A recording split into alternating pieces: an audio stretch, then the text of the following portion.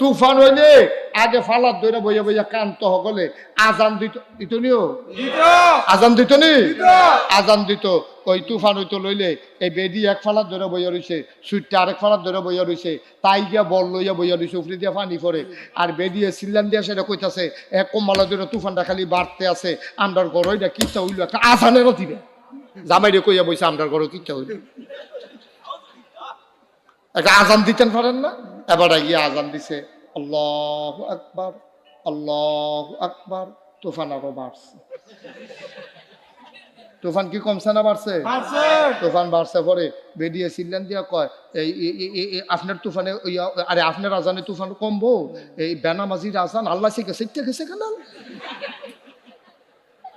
বেনামাজির আজান তো কেমনে তুফান কমবো কেমনে জুড়ে আজান দেয় এবারে আরো আজান দিছে জুড়ে তুফান আরো বাড়ছে বেরিয়ে এবার কইতে আছে আরে তুফানটা যখন বাড়ে তোর ভাই কি একটা নিয়ত করতে পারে না যে শুক্রবারে দুগুলো বাতাসা দিয়ে একটা মিলাদ ফোড়া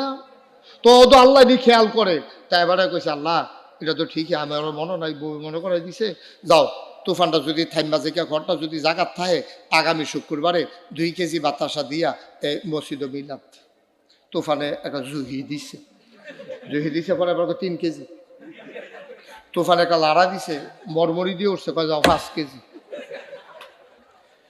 হঠাৎ করে একটা আউলা ফাতারে বাতাস আইয়া মনে যেমন চাউলটা উড়াই লইয়া যাবো গা তা আটকা ঠেলার লগে কইয়া লাইছে যাও 10 কেজি বাতাস বেরিয়ে কেন আমরা মিলাদ ছড়াইতাম না